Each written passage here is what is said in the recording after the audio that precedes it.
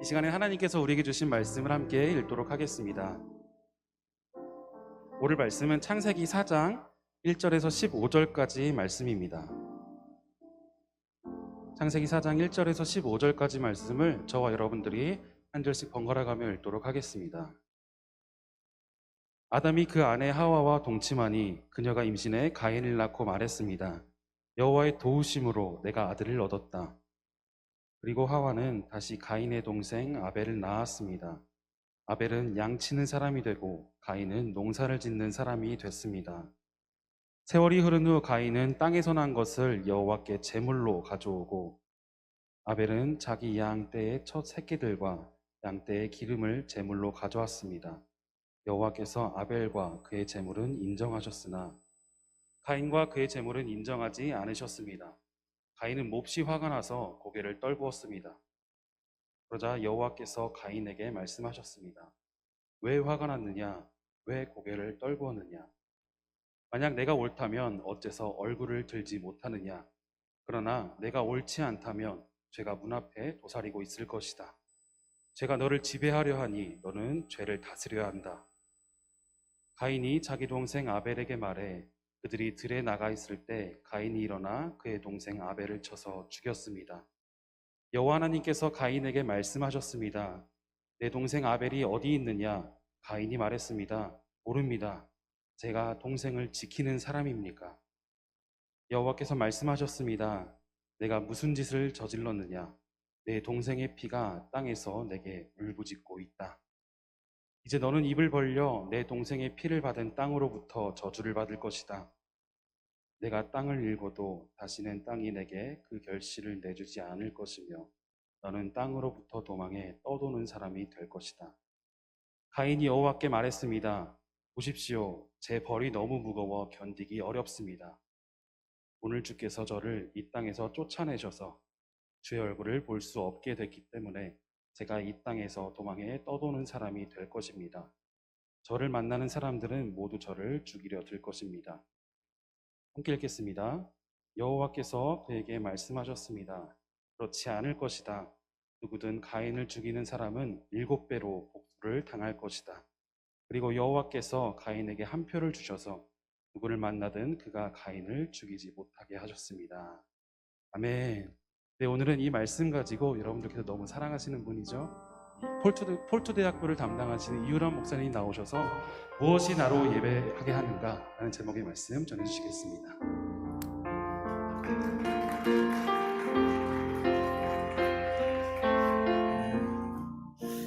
할렐루야. 예배 가운데 함께 하신 주님께 다시 한 번 더 영광의 박수 올려드리겠습니다. 오늘 시간 우리 함께 나라와 민족을 위해서 기도하기를 소망합니다. 아프가니스탄 위해서 또 같이 기도하기를 원하는데요, 하나님은 하나님의 세대에 기도하는 청년들을 기다리시고 하나님의 청년들이 기도 가운데 나아오기를 기다리세요. 그래서 우리가 함께 기도할 때 하나님, 이 세대를 위해서 기도하는 믿음의 청년들이 일어나게 하여 주십시오. 그리고 아프가니스탄에 있는 수많은 어려움들을 뚫고 하나님의 은혜가 그 땅 가운데 임하기를 소망합니다. 그 땅에 하나님의 복음이 심겨지게 하시고 주님의 섭리와 주님의 질서가 세워지는 은혜를 누릴 수 있는 시간이 될 수 있도록 역사하여 달라고 오늘 이 시간 나라와 민족을 위해서 또한 아프가니스탄을 위해서 함께 기도하며 나아가겠습니다. 함께 기도합니다. 하나님 아버지 감사합니다. 귀하신 주님의 은혜와 하나님의 사랑으로 우리가 이 땅 가운데 세워졌고 부름을 받았고 하나님의 은혜 가운데 우리가 있음을 믿습니다. 하나님, 우리가 두려움과 떨림으로 주님 앞에 세워지기를 소망합니다. 하나님, 그 땅을 향한 주님의 은혜를 알게 하여 주옵소서. 그 땅을 향한 하나님의 은혜를 경험하게 하여 주옵소서. 기도하는 때 하나님의 청년들이 일어나게 하여 주시고 하나님의 복음을 든 주의 사람들이 일어나 주님의 열정을 가지고 예배하며 하나님의 이름을 높이며 나아갈 때에 하나님이여, 하나님의 때에 하나님의 놀라운 일들을 행하여 주시고 하나님, 그 땅 가운데 이루실 주님의 나라를 경험하는 놀라운 은혜가 이루어지게 하여 주옵소서. 하나님, 이 땅을 위하여 기도합니다. 코로나로 인하여서 여러 가지 어려운 상황 가운데 놓여 있지만 하나님의 사람들을 일으켜 세워주셔서 기도하게 하시고 주의 사랑으로 연합되어 하나 되게 하여 주시며 하나님의 능력을 의지하는 시간이 될 수 있도록 역사하여 주옵소서. 하나님, 우리가 복음의 믿음을 가지고 하나님 앞에 두려움과 떨림으로 섭니다. 하나님, 교회가 교회되게 하여 주시고 주의 청년들이 주님의 말씀을 의지할 수 있는 힘과 능력과 용기가 있는 시간들이 될 수 있도록 주여 인도하여 주옵소서.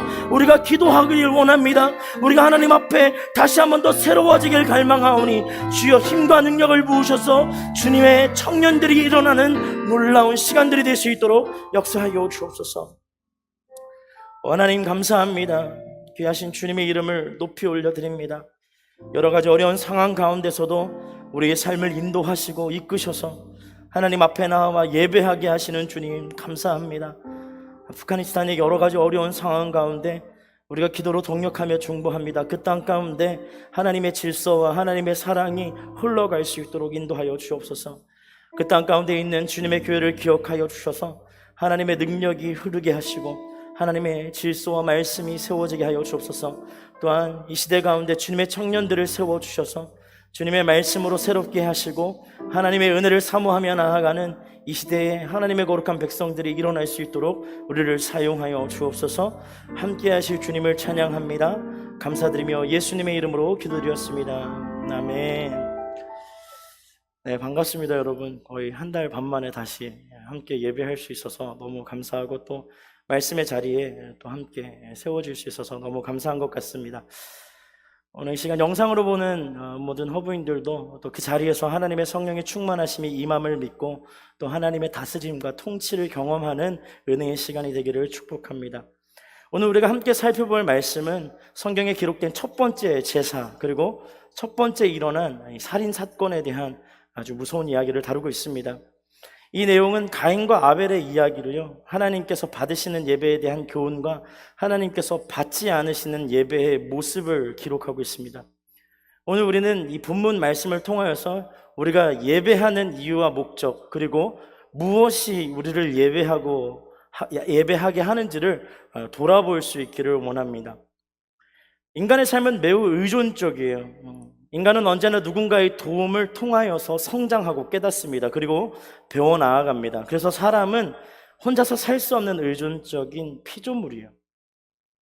우리는 때론 외로움에 힘들어합니다. 어떠한 문제 해결하기 위해서 노력하며 매일 살아가지만 그럼에도 또다시 깊은 웅덩이에 빠져서 힘겨워하며 누군가의 도움을 기다리고 있습니다.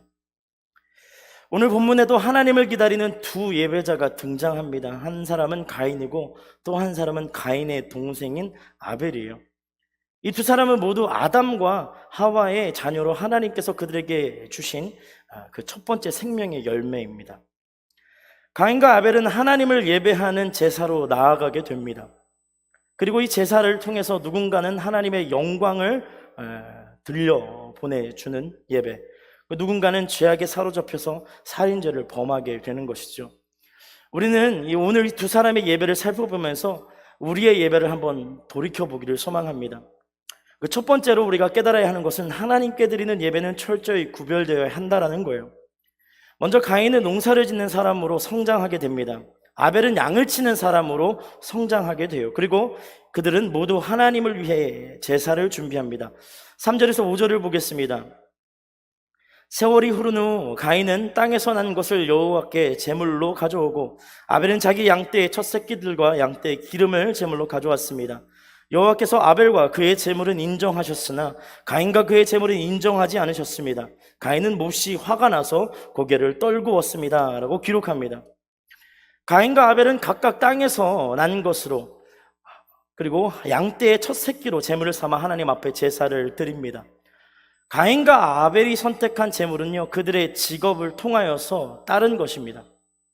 그런데 하나님께서 아벨의 제사를 받으시는 반면에 가인의 제사는 받지 않으셨어요. 그렇다면 우리는 반드시 질문해야 하는 것이죠. 뭐가 그렇게 다름을 만들었을까? 왜 아벨의 제사는 받으시고 가인의 제사는 받지 않으셨을까에 대한 질문을 하게 됩니다. 먼저 가인의 제사를 살펴보면요, 3절을 통하여 이렇게 기록합니다. 땅에서 난 것을 여호와께 제물로 가져오고 라고 기록합니다. 농부였기 때문에 땅에서 나온 소산으로 하나님 앞에 예배하는 것은 당연한 것이었어요. 그런데 이 제물이라는 이 단어가 굉장히 재밌습니다. 여기서 등장하는 제물의 의미는요, 통상적인 선물을 나타내거나 존경을 나타내는 혹 감사를 나타내기 위해 바치는 선물을 가리킵니다.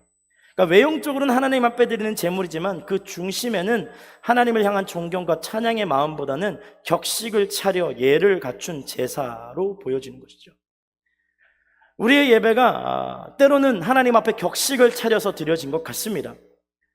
근데 그 예배가 사람이 보이기에 위한 예배, 혹은 내가 그리스도인인 척 드러내기 위한 예배라면 그 예배는 하나님이 받으실 수 없는 예배가 되는 것이죠.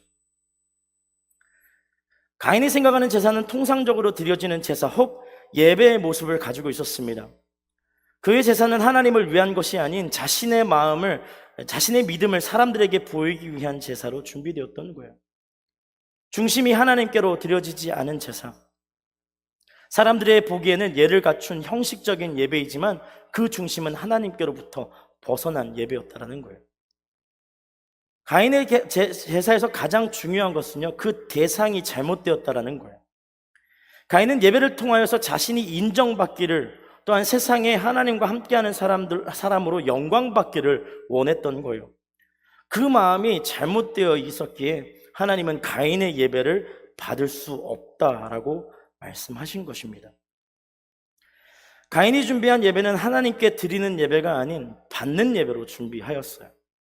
사랑하는 여러분, 예배 가운데 나오는 우리의 마음을 한번 돌아봐야 합니다.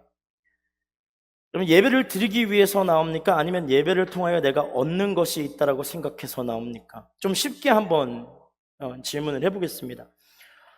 여러분은 왜 예배합니까? 무엇이 여러분을 예배하게 합니까? 대부분 많은 사람들은요, 예배를 통해서 은혜를 받기를 원합니다. 기도 응답이 되기를 원합니다. 삶의 회복이 일어나기를 원합니다. 물론 예배를 통해서 그런 일들이 일어날 수 있어요. 당연히 일어납니다. 근데 중요한 것은요, 그것이 우리의 예배 목적이 될 수는 없는 거예요.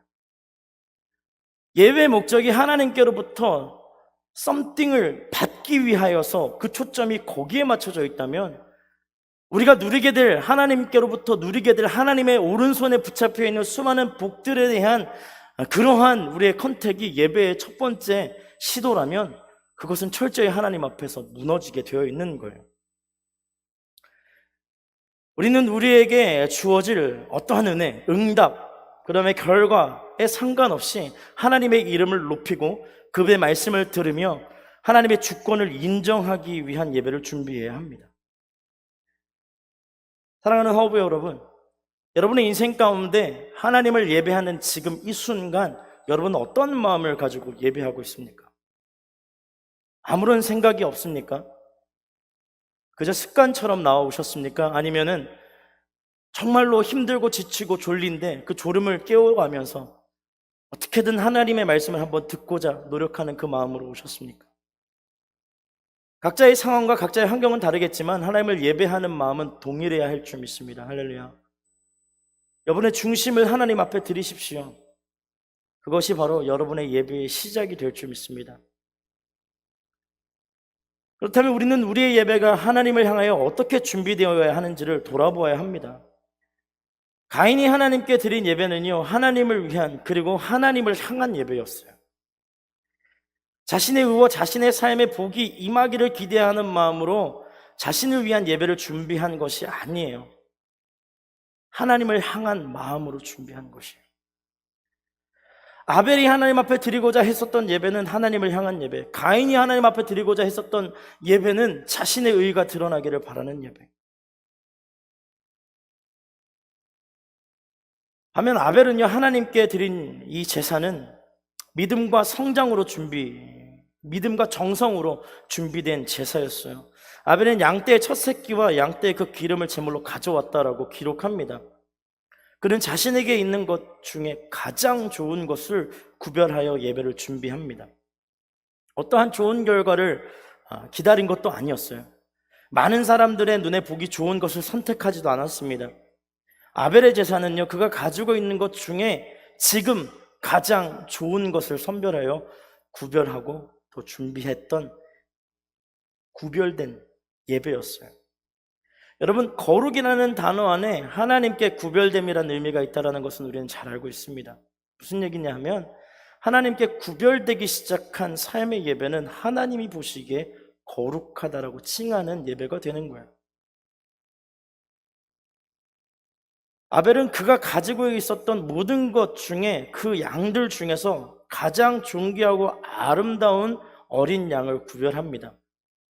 이것은 지금 자신이 가지고 있는 가장 존귀하고 아름다운 것을 하나님 앞에 드리겠다라는 마음에서 시작되는 예배였어요.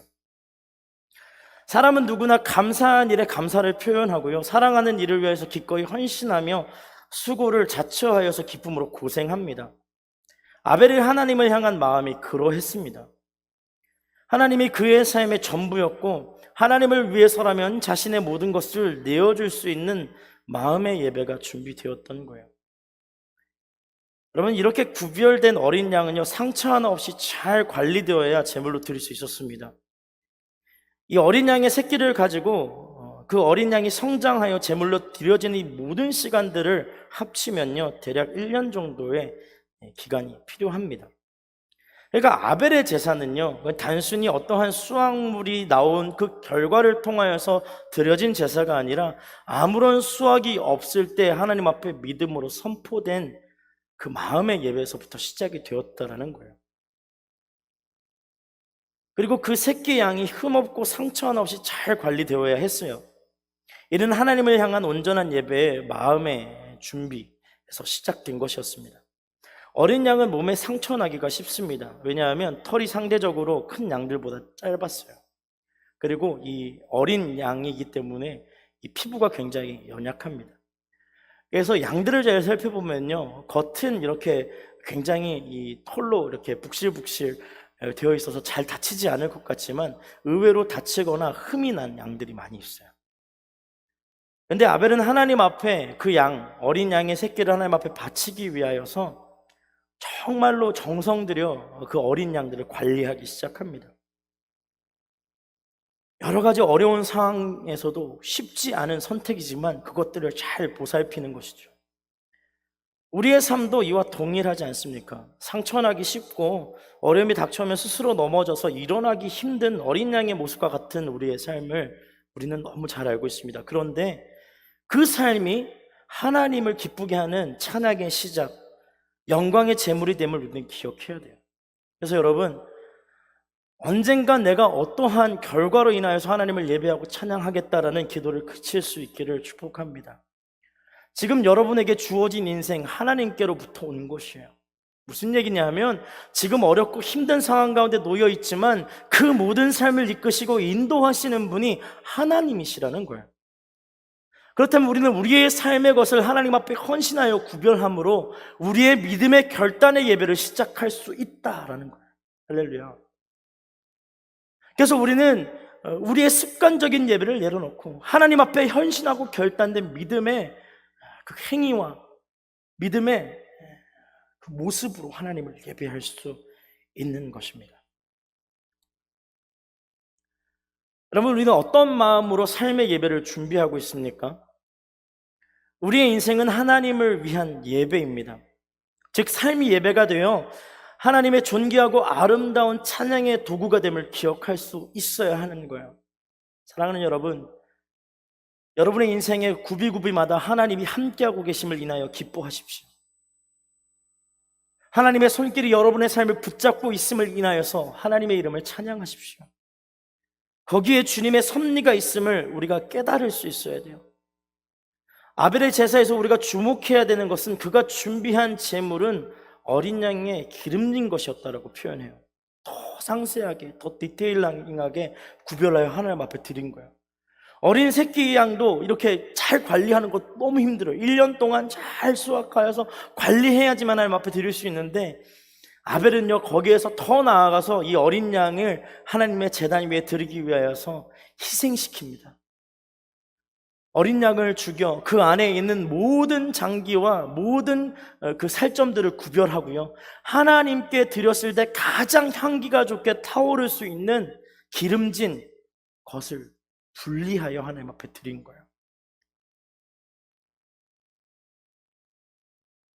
아벨은 자신에게 주어진 삶에서 가장 복되고 아름다웠던 양의 새끼 중에, 그리고 그 가장 좋은 주님께 드리고 싶기 원하였던 그 기름진 것을 기꺼이 구별하여 드립니다. 주를 위해 헌신하고 희생하는 것이 하나님이 기뻐하는 예배임을 그는 알고 있었던 거예요. 여러분, 구별한다라는 것은요, 땀 흘림이 필요해요. 구별한다라는 것은요, 하나님을 위해서 온 신경과 우리의 온 걱정과 근심이 그곳으로 향하여 있어야 합니다. 여러분, 제가 여러분들에게 한번 질문해 보겠습니다. 여러분의 삶을 여러분은 어떻게 구분하여 하나님 앞에 드리십니까? 여러분의 시간을 하나님 앞에 어떻게 구별하여 예배하고 계십니까? 여러분의 재정을 하나님 앞에 어떻게 구별하여 하나님 앞에 드리고 계십니까?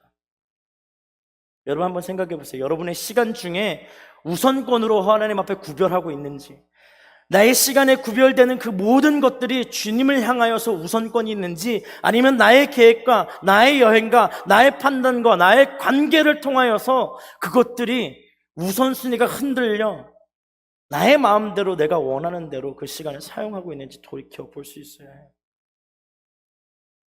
아벨은요, 아무것도 가지지 못하였을 때 하나님 앞에 결단합니다. 내가 반드시 이것을 하나님 앞에 드리겠노라. 내가 반드시 하나님 앞에 이 삶을 드리겠노라 결단한 거예요. 거기에서 믿음의 차이가 일어나기 시작해요. 거기에서 예배 응답의 차이가 일어나기 시작해요. 여러분, 가인과 아벨의 제사에 공통점이 있어요. 막 달라 보이는데 정확하게 공통점 하나가 있습니다. 그것은 무엇이냐면 각자의 삶에서 얻은 것을 가지고 하나님께 제사를 드렸다라는 거예요. 여러분, 가인을 무시할 수 없습니다. 조금 뒤에 더 이야기하겠지만 가인은 열정의 사람이었어요. 그리고 그는 그의 삶에 있는 모든 것 중에 그도 존귀한 것을 하나님 앞에 드렸어요. 근데 무엇이 문제였을까요? 여기서 우리가 돌아봐야 하는 것은 이 두 사람의 예배 중에 누가 더 친밀하게 하나님을 향한 구별을 하기 시작하였는가, 하나님을 향하여 철저하게 구별되기 시작하였는가를 살펴보아야 해요. 히브리서 11장 4절 말씀을 한번 살펴보겠습니다. 제가 읽어드릴게요. 믿음으로 아벨은 가인보다 더 나은 제사를 하나님 앞에 드렸고 이로써 그는 의롭다는 인정을 받았습니다. 그는 죽었지만 믿음으로 여전히 말하고 있습니다 라고 얘기해요. 뭐가 그들을 차별을 두게 하였나요? 뭐가 그들의 예배에서 차이가 있었나요? 그건 다름이 아니라 믿음으로 드려진 제사였어요. 믿음이 있느냐 없느냐의 문제예요. 여러분, 가인은요, 농사를 다 짓고 나온 결과를 가지고 하나님을 예배하고 제사합니다. 누가 못하겠어요? 여러분, 결과가 있는 것은요, 충분히 드릴 수 있어요. 그 결과를 가지고 예배하는 것은 마땅한 거예요. 근데요, 이 가인의 예배와 차이를 둔 아벨의 예배는요, 1년 전에 믿음의 마음으로 이 양들을 하나님 앞에 드리겠노라고 믿음이 먼저 있었고, 그 양을 준비하는 과정을 통해서 하나님께 예배가 시작됐던 것이었습니다.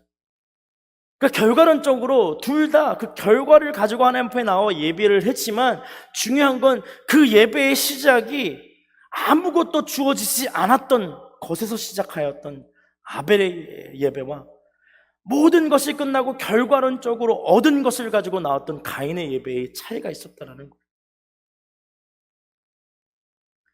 우리는 내 삶에 주어진 결과를 통해서 하나님께 감사할 때가 있죠.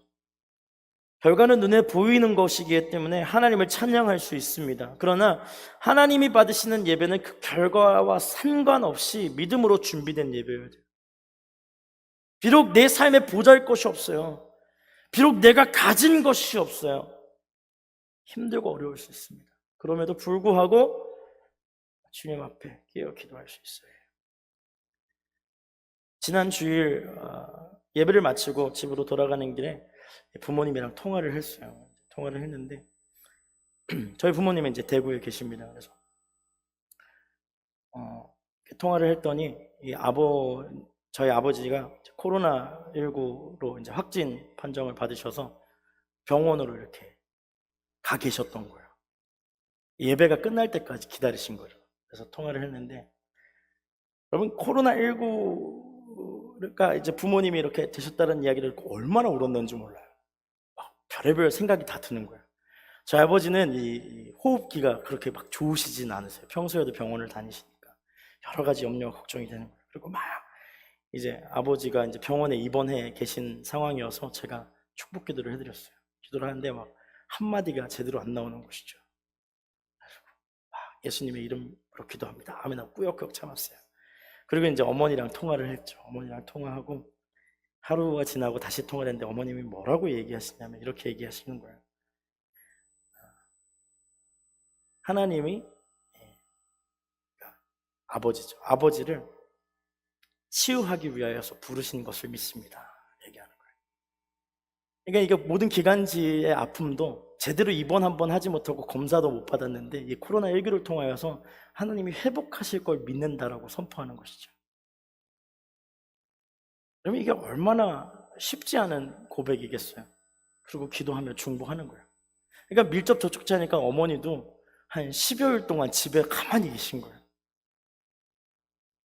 그럼 얼마나 이 기도하면서 힘이 들고 쉽지 않겠습니까? 그럼에도 불구하고 하나님이 회복시키실 것을 인정하고 그리 아니하실지라도 내가 하나님을 찬양합니다라는 믿음을 갖는 것이 그리스도인이 마땅히 가져야 할 예배의 자세인 줄 믿습니다. 사랑하는 여러분, 우리는요, 우리의 믿음이 흔들릴 때 불안해합니다. 우리의 예배의 결과가 하나님 앞에 기도하고 하나님 앞에 응답을 기다렸던 우리의 삶의 방향이 철저하게 실패로 돌아갔을 때 하나님에 대한 의심을 하기도 합니다. 그런데 중요한 것은요, 우리의 모든 인생의 순간이 하나님 손 위에 있다는 것을 인정하는 것에서부터 우리의 믿음은 시작됨을 기억할 수 있어야 돼요. 우리의 삶의 어떠한 결과를 통하여 하나님을 예배하는 것이 아니라 그리 아니하실지라도 내가 주님의 이름을 높여 찬양할 것입니다. 하나님, 내가 기도하는 대로 응답되지 않으실지라도 하나님의 높고 위대하심을 인정하며 나아가는 믿음을 하나님 앞에 고백하는 예배의 제단을 쌓을 것입니다. 그것이 우리가 하나님 앞에 마땅히 드려야 할 예배의 모습일 줄 믿습니다. 하나님은 그 예배를 기뻐 받으셔요. 여러분, 우리는 하나님께 드릴 예배를 준비해야 합니다. 구별된 예배를 통하여서 하나님을 구주로 인정할 수 있는 믿음을 가져야 하는 것이에요. 그렇게 되기를 주님의 이름으로 축복합니다. 두 번째요, 잘못된 예배는 나에게 집중하는 마음에서 시작된다는 거예요. 하나님은 아벨의 제사를 받으셨지만 가인의 제사를 받지 않으셨어요. 그 이유는 그 제사의 동기가 잘못되었기 때문입니다. 5절에서 6절 말씀을 읽어드리겠습니다. 5절에서 6절 말씀입니다. 가인과 그의 재물은 인정하지 않으셨습니다. 가인은 몹시 화가 나서 고개를 떨구었습니다. 그러자 여호와께서 가인에게 말씀하셨습니다. 왜 화가 났느냐? 왜 고개를 떨구었느냐? 가인이 자신이 준비한 제사를 하나님이 받지 않자 그 마음 가운데 심한 화가 치밀어 오르기 시작합니다. 표정이 바뀌었어요. 그의 분노가 치밀어 오르기 시작합니다. 그리고 그 분노하는 마음을 어떻게 추스리지 못해요. 그래서 하나님께서 가인에게 이렇게 물어보세요. 왜 화가 나느냐? 왜 고개를 떨구느냐? 조금 다르게 질문하면요, 너의 예배의 동기가 무엇이냐? 물어보시죠. 도대체 뭘 예배하기를 소망하였기에 예배의 주체인 내가 너의 예배를 받지 않았다고 하여서 그렇게 화를 낼 것이 무엇이 있느냐라고 하나님이 다시 질문하시는 것이죠. 가인이 화가 난 이유는 무엇일까요? 여러 가지 생각해 볼 수 있겠지만 첫 번째는 열등감이에요. 상대적으로 동생의 제사를 받으시고 자신이 준비한 제사를 받지 않은 것에 대한 이 열등감과 좌절감이 들어온 것이죠. 여러분, 열등감과 좌절감은 왜 우리에게 찾아오는 걸까요? 그것은 내가 다른 사람보다 더 잘되고 싶은 마음에서 시작됩니다. 즉, 가인이 가지고 있었던 예배의 마음의 그 중심에 아벨보다 더 잘되고 싶은 욕망이 있었던 거예요. 우리의 삶의 예배는 누구보다 더 잘되기 위하여 살아가는 삶이 아님을 기억할 수 있어야 합니다. 우리의 삶은 주님의 말씀이 옳은가, 하나님의 뜻에 합당한가? 이것을 끊임없이 고민하면서 살아가는 예배적 삶이어야 해요. 가인의 삶은 오직 자신에게 집중되어 있었어요. 그래서 그가 준비한 제사도 하나님을 위한 것이 아닌 자기 자신의 체면을 세우기 위한 것으로 준비되었습니다. 그러니까 많은 사람들에게 내가 이렇게 하나님을 예배합니다. 내가 이렇게 하나님 앞에 헌신되었습니다. 내가 이렇게 하나님을 위하여 모든 것을 드리는 그러한 모습이 나에게 있습니다라고 보여주고 싶었던 거예요. 보여주고 싶었던 거예요.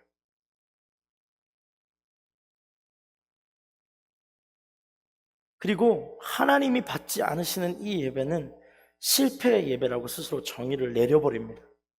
자신이 실패한 사람이라고 생각하고 분노하는 가인의 모습을 볼 수 있어요. 사랑하는 여러분, 예배는 실패와 성공이 없어요. 무슨 얘기냐면 한번 생각해 보십시오. 어떤 기준으로 예배를 성공했다 혹은 잘 드렸다라고 판단할 수 있을까요? 헌금을 잘하면 잘 드린 예배일까요?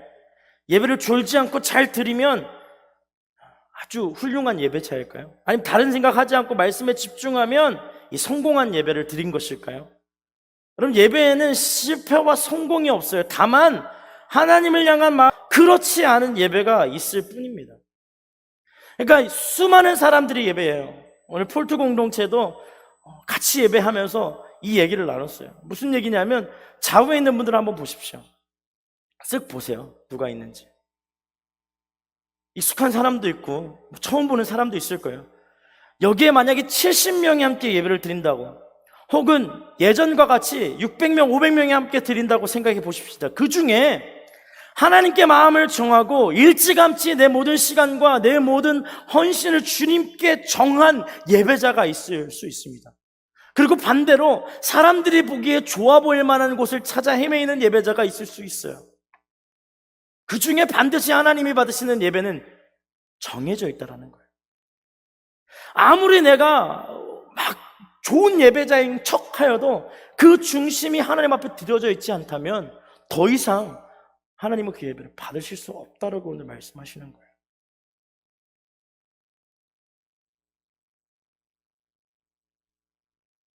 그렇게 분노하는, 자신의 예배가 실패하였노라, 자신의 그 기도의 응답들이 응답되어지지 않았을 때 나는 실패한 사람이구나 한탄하며 자신의 삶을 정말 저주하며 분노에 끌어올라 있는 그에게 하나님이 다음과 같이 말씀하세요. 7절이에요.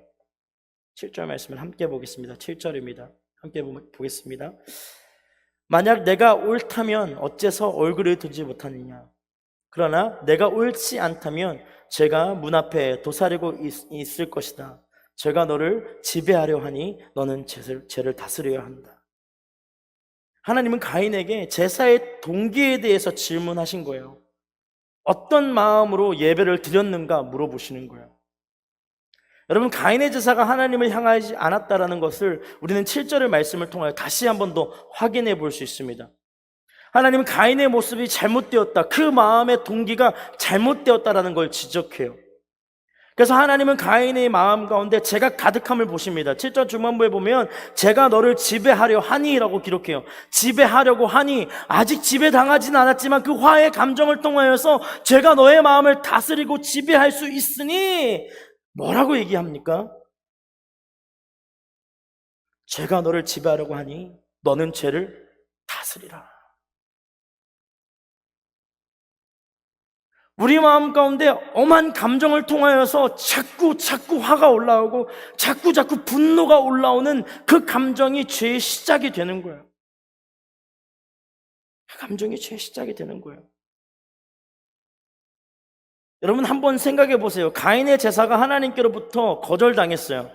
그런데 갑자기 아벨을 죽이고자 하는 마음이 생겨난 거예요. 이게 어떻게 가능할까요? 여러분, 이 가인의 마음은요, 하나님을 향한 갈망이 누구보다도 높았어요. 그러니까 하나님께로부터 얻고자 하는 그 마음이 누구보다도 높았던 거예요. 그러니까 주님 아니면 나를 복 주실 분이 없는 거. 하나님이 내 편에 서 있을 때 나는 비로소 복을 받을 수 있다는 거.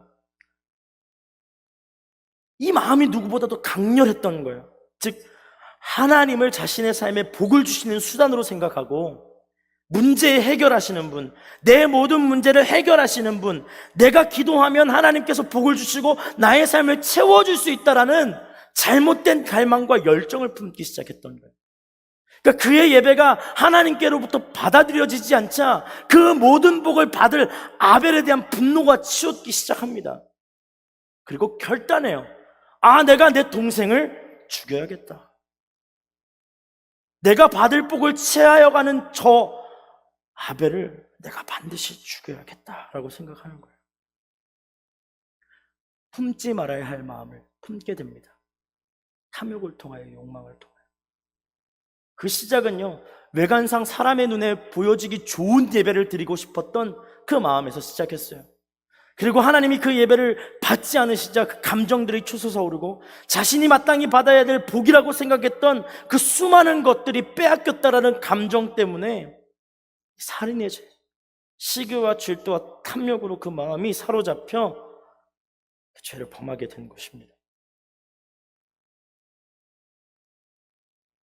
여러분, 하나님을 삶의 중심으로 모신 하나님의 자녀들은요, 죄를 다스릴 수 있는 능력이 있어요. 한번 이렇게 선포합시다. 내 안에, 좀 크게 해주세요. 내 안에 능력이 있다. 멋있지 않아요? 죄를 다스릴 만한 능력이 내 안에 있는 거예요. 그 능력이 무엇일까요? 바로 하나님이에요, 하나님. 여러분, 우리는 하나님을 통하여서 우리의 모든 죄악을 맞서 싸우고 이길 수 있는 거예요. 마태복음 16장 18절 말씀을 제가 읽어드리겠습니다. 또 내가 내게 이르노니 너는 베드로라. 내가 이 반석 위에 내 교회를 세우리니 음부의 권세가 이기지 못하리라. 할렐루야. 에베소서 6장 10절에서 11절 말씀이요. 끝으로 너희가 주 안에서와 그 힘의 능력으로 강건하여지고 마귀의 관계를 능히 대적하기 위하여 하나님의 전신갑주를 입으라. 무슨 얘기예요? 주는 그리스도시요 살아계신 하나님의 아들이십니다라는 이 베드로의 신앙 고백 위에 세워진 교회, 즉 주님을 그리스도로 인정하는 하나님의 자녀들에게는 음부의 권세가 이기지 못하는 능력과 힘이 주어졌다라는 거예요. 할렐루야. 내 마음 가운데 잘못된 질서들과 내 마음 가운데 제약된 생각들이 틈타오를 때 주님의 이름을 부를 수 있어야 돼요. 주여! 나를 불쌍히 여기시고 내 안에 하나님의 선한 영향력을 선포하는 믿음이 세워지게 하여 주옵소서. 기도할 수 있어야 돼요. 사랑하는 여러분, 우리는 마귀와 싸워야 해요. 우리 안에 있는 제약의 모습들과 싸워야 합니다. 그러기 위해서 주님의 말씀의 전신갑주를 입지 않으면 우리는 넘어지기 쉬운 존재.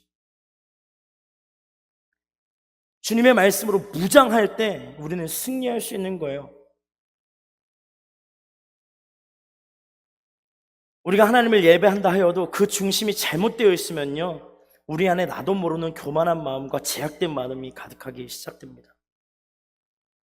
하나님의 자녀의 삶이 아닌 죄의 지배에 머무르는 삶이 될 수 있다는 것을 우리는 알아야 돼요. 아벨의 제사는 그 삶의 가장 소중한 것을 구별하여 1년 동안 준비한 제사로 하나님께 영광을 올려드리지만, 가인의 제사는요, 자신의 영광이 드러나기를 원하는 마음으로 행하여서 동생을 죽이는 제약의 길로 흘러가게 됩니다. 가인의 죄를 다스리라는 하나님의 음성에 여러분 되게 놀라운 거 아세요? 어떠한 반응도 하지 않아요. 하나님이 그 분노하고 있는 가인에게 찾아가셔서 얘기하세요. 야, 너 죄가 너 문 앞에 서 있는데 너는 죄를 범하지 말고 죄를 다스려야 한다라고 얘기하시는 그 하나님의 음성 앞에 아무것도 반응하지 않고 그가 집중하는 것이 있습니다. 무엇에 집중하냐 하면 자신의 감정에 집중해요. 와, 하나님의 음성보다 자신의 감정에 너무 충실한 거예요. 지금 분노가 일어나고 지금 화가 나고 지금 너무나도 억울한 이 감정에 충실하여서 무엇을 행하냐 하면 하나님의 음성에 귀가 닫혀진 채 동생 아벨을 죽이러 갑니다. 8절 말씀이에요. 가인이 자기 동생 아벨에게 말해 그들이 들에 나아가 있을 때 가인이 일어나 그의 동생 아벨을 쳐서 죽였습니다. 여러분, 가인은 하나님의 음성에 집중하지 못하고 자신의 감정에 집중해서 죄를 다스리지 못하는 이런 범죄를 행하게 됩니다. 그리고 그는 동생을 살해하는 죄악의 길을 선택하게 돼요. 자, 여러분 한번 보십시오. 하나님께서 우리의 삶에 말씀하세요. 큐티를 통하여 말씀하시기도 하고요. 이 설교의 재단을 통하여서 하나님의 말씀이 선포될 때 우리는 귀로 듣습니다. 근데 우리가 하나님의 말씀을 매주 들으면서도 주님의 말씀으로 받아들이지 못하는 이유가 무엇일까요? 이유는 간단해요. 하나님의 말씀보다 내 감정이 우선이거든요.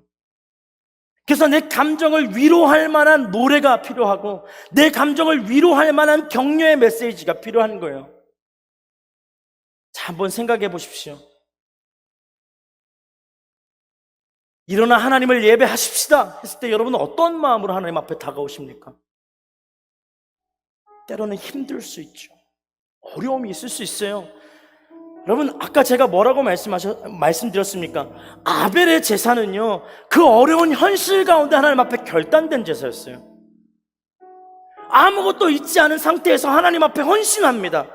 주님, 나 지금 손에 가진 것 아무것도 없지만 제가 주님 앞에 약속할 것이 있습니다. 만약 저에게 하나님 앞에 드릴 수 있는 순전한 어린 양들이 생겨난다면 그것을 반드시 주님 앞에 드리겠습니다.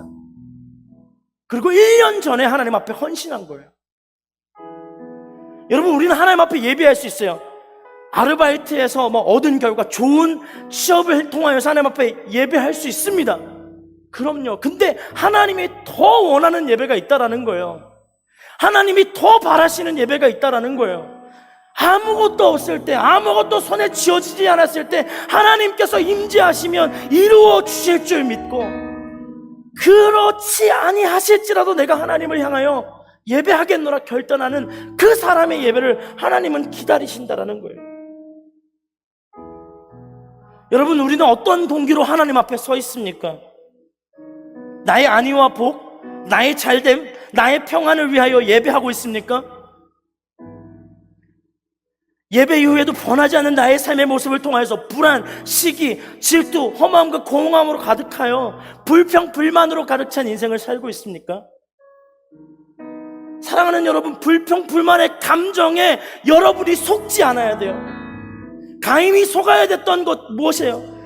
가인이 속지 말아야 됐던 것은 하나님이 오늘도 말씀하신다라는 거예요.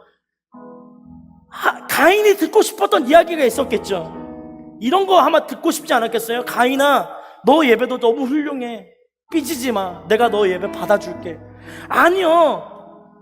아무것도 없었을 때 준비되었던 그 예배를 하나님은 기다리신다라고 이야기하는 거예요. 그러니까 죄를 다스려야 되는데 그 죄를 다스리는 마음을 감정에 뺏겨버린 거예요.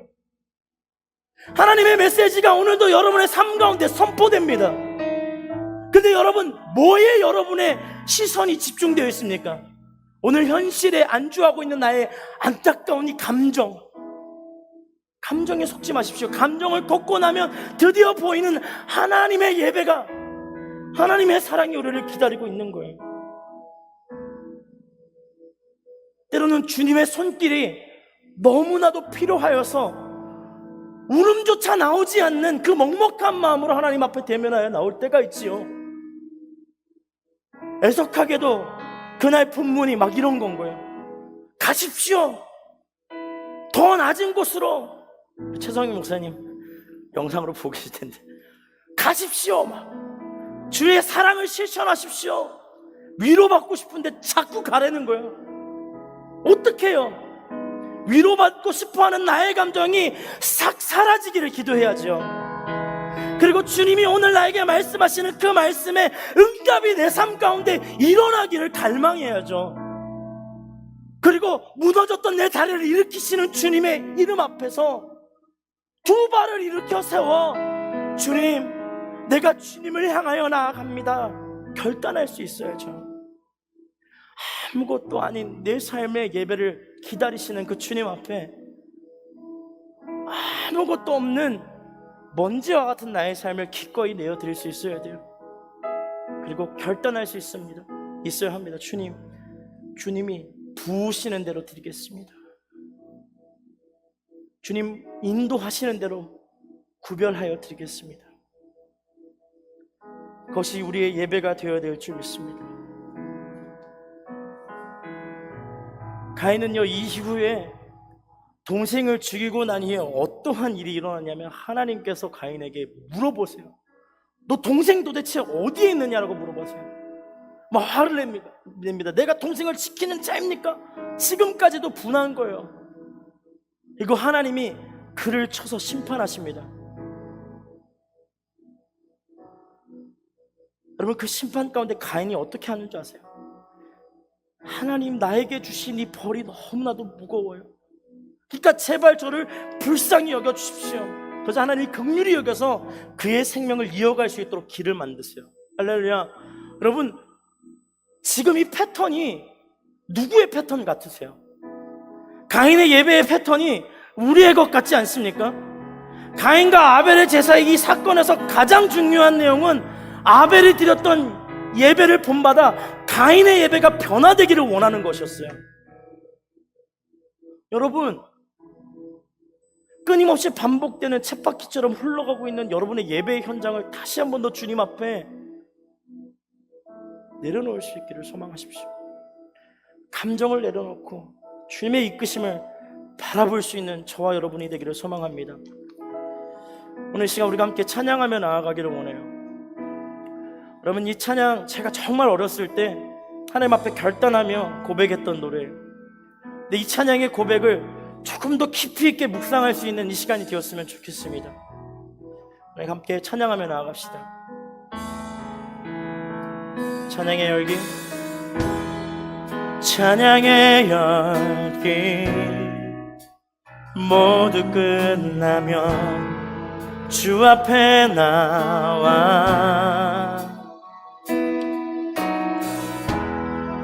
더욱 신실한 예배드리네. 주님을 향한 노래 이상의 노래, 노래 이상의 노래, 내 맘 깊은 곳에 주께서 원하신 것, 화려한 음악보다 뜻없는 열정보다 중심을 원하시죠. 주님께 드린 마음에 주님을 위한 주님을 향한 노래, 중심 잃은 예배 내려놓고 이제 나 돌아와 주님만 예배요.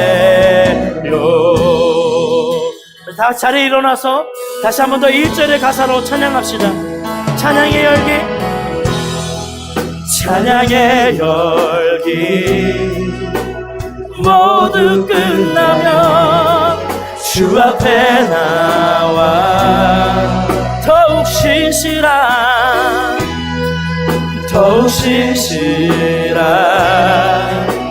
예배드리네. 주님을 향한 노래 이상의 노래, 내 맘 깊은 곳에 주께서 원하신 것, 화려한 음악보다 뜨거운 열정보다 중심을 원하신 주님께 드린 마음의 예배, 주님을 향한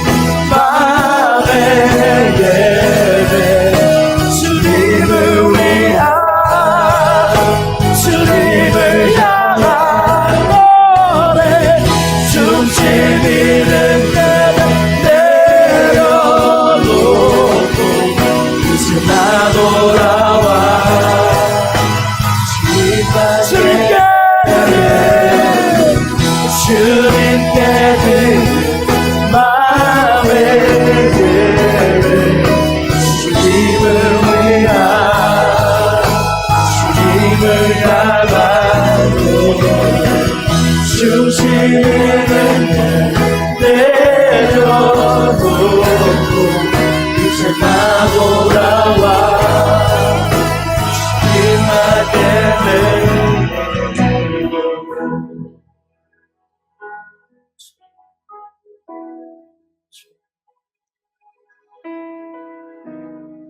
오늘 이 시간 우리가 함께 기도하기를 원해요. 여러분, 노래가 찬양으로 바뀌는 거, 감사가 경배로 바뀌는 거, 나의 것이 주님의 것으로 변화되는 거, 그거 예배예요. 오늘 이 시간 우리가 하나님 앞에 다시 한 번 더 우리의 예배를 돌이켜보기를 원합니다. 내 것이라고 생각했던 수많은 것들을 주님께서 허락하여 얻을 수 있는 것임을 고백해야 돼요. 내 삶에 주어진 나의 인생이 더 이상 내 것이 아니라 주님의 것임을 인정하는 것, 그래서 빈 털터리 같은 지금 이 순간에 주님 앞에 헌신하고 결단되는 것, 그거 예배라고 말씀하시는 거잖아요. 오늘 시간 말씀을 붙들고 기도하며 나아갈 때 주님, 내 삶도 받으시겠습니까? 하나님이 부족함도 주님 받으시겠습니까? 주님 앞에 헌신하며 나의 삶의 고백을 주님 앞에 드리며 이 시간 말씀을 붙잡고 기도하며 나아가겠습니다. 주여, 주여, 하나님 인도하여 주십시오. 우리의 삶을 주님 앞에 드립니다. 우리의 생각을 주님 앞에 드립니다. 아니 하나님, 내가 가지고 있었던 나의 감정들을 다 내려놓고 주님의 기름 부으신 은혜를 향하여 달려가기를 원합니다. 하나님, 내가 생각하였던 나의 삶의 주인이 내가 아니었음을 고백합니다. 내가 원하고 내가 바라고 내가 기대하였던 내 인생이 나의 것이 아니라 주님의 것임을 인정합니다. 하나님 인도하여 주시오. 하나님 회복시켜 주시오. 하나님 성령의 기름 부어 하나님의 능력의 부흥이 임하는 시간이 되게 해주십시오. 주님, 우리의 부족함을 하나님 앞에 드립니다. 하나님, 우리의 생각을 인도하고 주님을 의지합니다. 주님의 무거운 마음을 회복시켜 주시오. 예배의 마음이 회복되시오다. 예배의 마음이 회복되시오다. 주여, 인도하옵소서. 하나님의 능력이 임하는 시간, 하나님의 은혜가 임하는 시간이 되게 하여 주시고, 하나님의 성령의 사람들이 하나님 앞에 나아가시는 시간을 되게 하여 주옵소서. 주님 인도하여 주옵소서. 다시 한 번 더 주님을 의지합니다. 다시 한 번 더 성령의 기름 부으심을 의지하여 나아갑니다. 나의 생각이 아닌 하나님의 생각을 가지고, 나의 중심이 아닌 하나님의 중심을 가지고 나아갑니다. 인도하여 주옵소서. 십자가에 묻어 완전하신 사랑, 힘입어 나아갑니다. 십자가에 묻어 완전하신 사랑, 힘입어 예배합니다.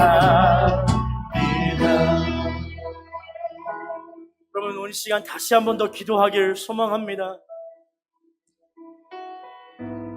여러분, 내 것이라고 생각하였던 그 교만은요, 주님 앞에서 사라져야 해요.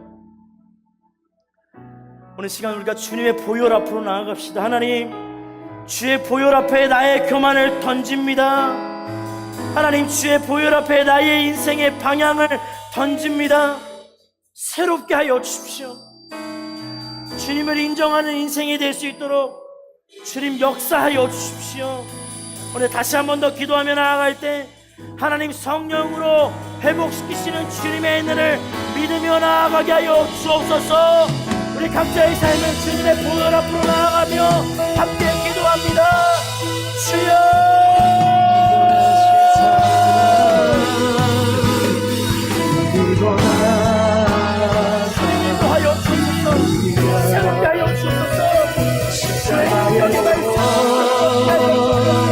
완전하신 사랑,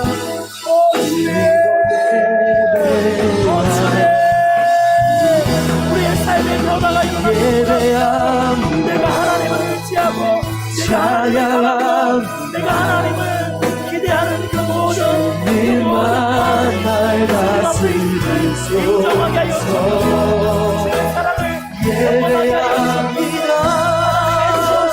찬양합니다. 주님 홀로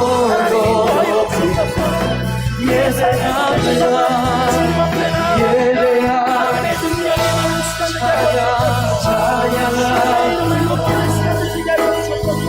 주님만 날 다스리소서. 역사하옵니다. 보혈로 새롭게 하여 주옵소서. 주의 은혜로 새롭게 하여 주옵소서. 강력한 주의 성령으로 주님 홀로 높이 받으소서.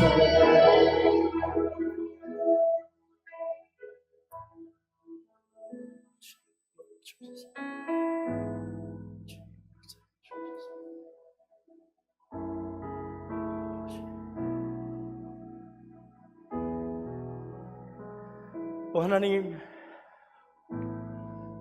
우리의 예배의 모습 하나하나를 돌이켜봅니다. 하나님, 주님이 온데간데 없고 내가 그 예배의 주인의 보좌에 앉아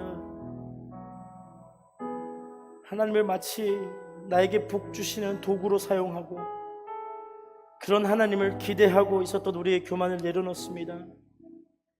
내 감정에 너무나도 집중하여서 말씀하시는 주님의 음성을 듣지 않고 내 감정을 위로해 줄 만한 달콤한 언어들과 생각들을 기대하였던 나의 믿음의 부족함을 주님 용서하여 주십시오.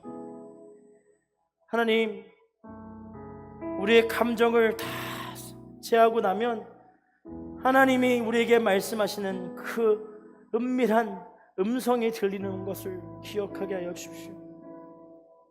아무것도 없는 것 같은 우리의 삶이 주님 앞에 드려질 수 있음을 기억하게 하시고 지금 헌신되어 주님 앞에 모든 것을 드리는 주의 청년들의 삶이 될 수 있도록 역사하여 주십시오. 하나님, 여러 가지 어려운 상황 가운데서 주님을 찾습니다. 구합니다. 예배합니다. 그런데 하나님,